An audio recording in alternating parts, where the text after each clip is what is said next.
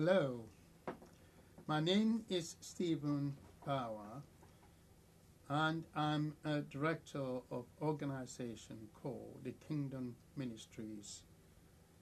I want to talk to you about what many people see as a global prejudice against Christians.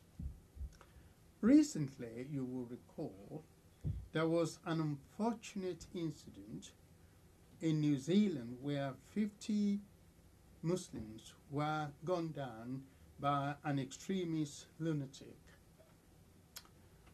The news of this pogrom went overdraft throughout the world. It was covered wall to wall by the world press. It was raised in the United Nations. It was even raised in the British Parliament. All over the world, there was massive condemnation.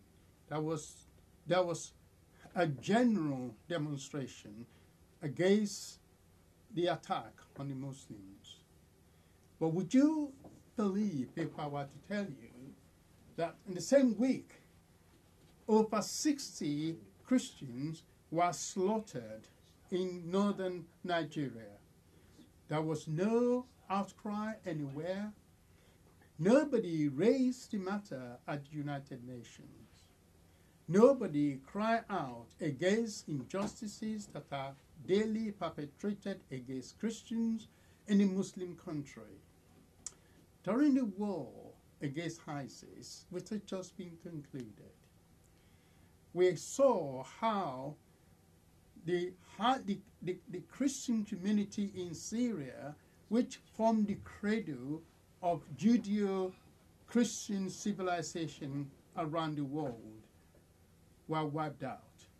The Christians were killed, slaughtered in broad daylight, and nobody in the West or the East rose up to demand justice for these poor Christians who were destroyed. There was no decision raised, no anger was noticed. Even the Christian organizations around the world did nothing. And yet, at the same time, there was a massive report on what the ISIS did to Assyrians. So the life of the Assyrians were far more important in the eyes of the world press than the life of the Christian people. And yet, it is, by the grace of God, the same Christian people, it is the Judeo-Christian civilization that has helped the humanity to progress to where we are today. Today, even in Christian, so-called Christian countries, Christians are not saved. Quite recently in England, here in London, a man was arrested for preaching the gospel of Jesus Christ because a Muslim complained that his sermon was an hate speech, because he said only Jesus is the way to God, according to the Bible. He was arrested by two police officers on the protestation, the complaint of one Muslim. When you compare that to what is happening in all the Arab countries, where Christians are forbidden to practice their religion, where Christians are persecuted as a matter of course. In Pakistan, if you are a Christian, you can at any time be arrested on a flimsy excuse, on a flimsy trump-up charge of saying something against Prophet Muhammad. But in the Western world, the Muslims are free to practice their religion, they are free to do whatever they like, but Christians are prevented from doing so in the Arab country. This double standard and prejudice against Christians is totally unacceptable. When Christians are slaughtered in the Arab world, I don't see a Muslim organizations or Muslim people go out in protest against an injustice against Christians in the Arab country. And when there is problems in the Arab countries, the Muslim in the Arab country migrate to the Western world that they don't like. And they are accommodated, they are looked after, they are provided for, but the Christians that were native to those lands are not given such human kindness. It is time, therefore, that something be done against injustice of this magnitude, because an injustice anywhere is a threat to justice everywhere. It is time for this prejudice, which I call global prejudice, by the world press against the Christian should stop and stop dead. It is time that people should know that we are all part of the same humanity. And now Jesus Christ actually teaches us to love our enemies. But he does not say that we cannot protest when our enemies are destroying us. It does not say we should allow ourselves to be killed by our enemies. It does not say that we should love our enemy and hate ourselves. There is nowhere in the scripture, in the Bible, that say in loving our enemies, we must not love ourselves. No. It says you must love your enemy as yourself. In other words, you love yourself and you love your enemies. And therefore, I am speaking out as a Christian on behalf of Christians who are being persecuted worldwide. I'm speaking out against the injustice of the superpower. I'm speaking out against the Western democracy, so-called democracy, which does not value the life of their own people, but values the life of Muslims more than they value the life of their own Christian brothers. I am saying it is not right to kill anybody. It is not right to be to hold prejudicial view against any individual. It is not right to favor one religion against another. It is not right. You will be surprised that the England or Great Britain was actually built on the foundation of Christianity. The law of England is made in the name of God. It's named in the name of the Bible. And yet, Christians are not allowed to use the same Bible to preach in the street without being molested because a Muslim complained.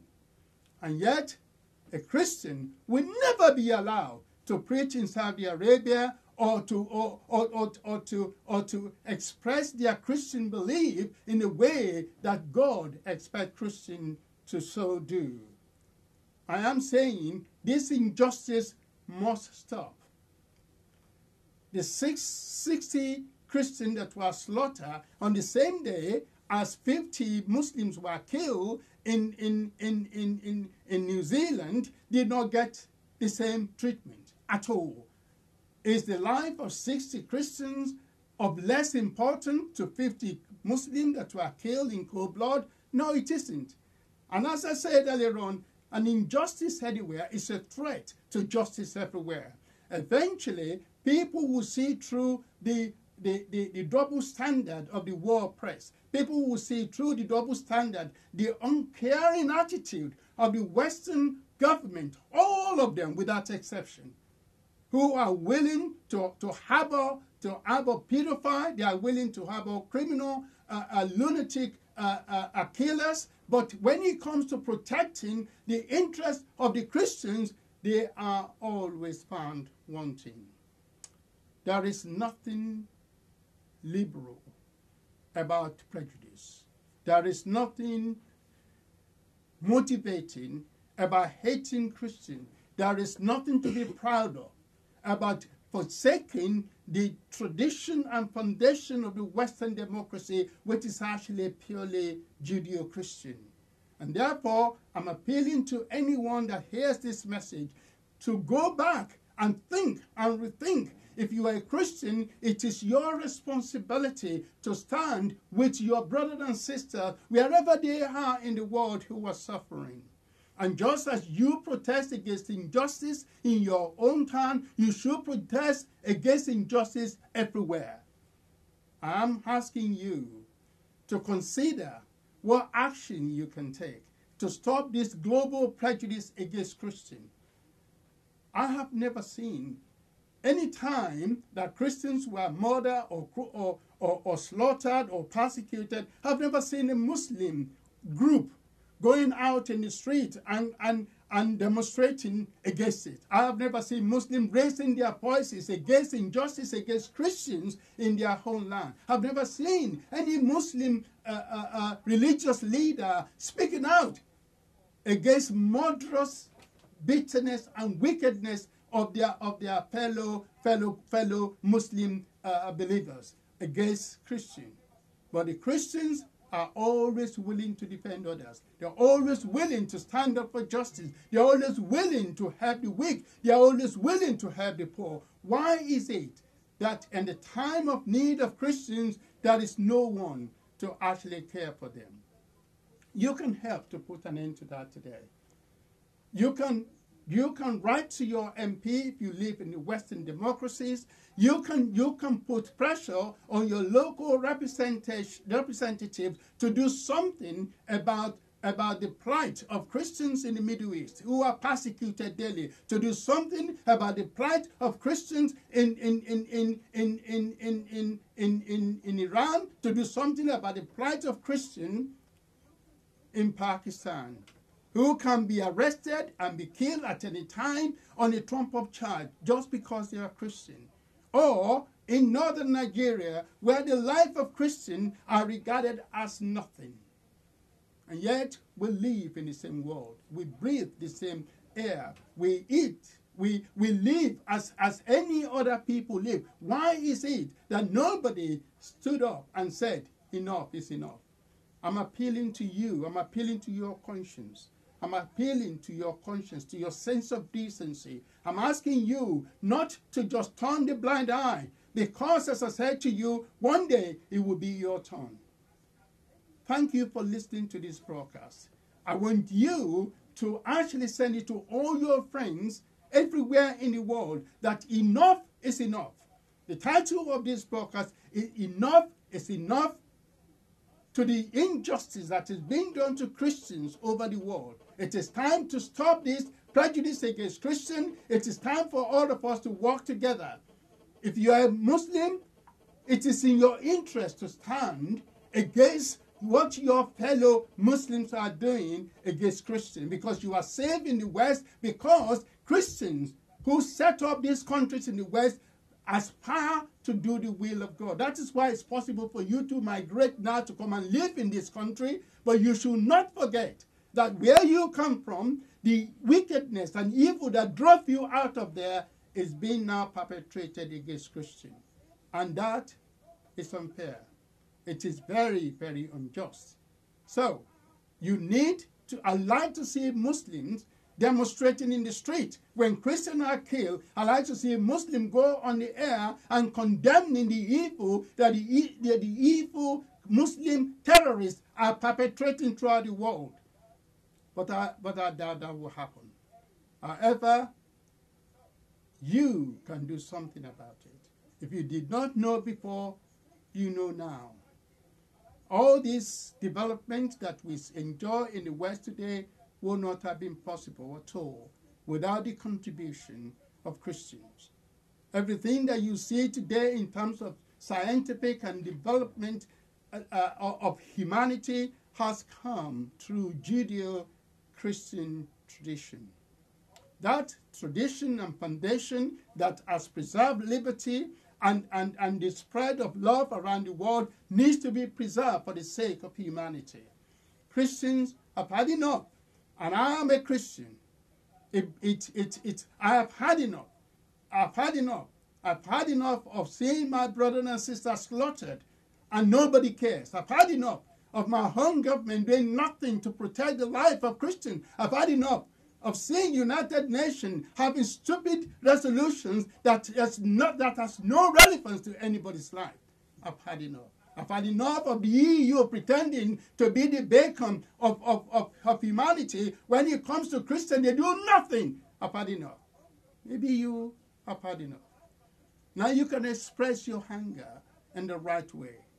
Write to your MPs, write to your government, put pressure on your organization, put pressure on on whatever, whoever you work for, say enough is enough. Thank you very much.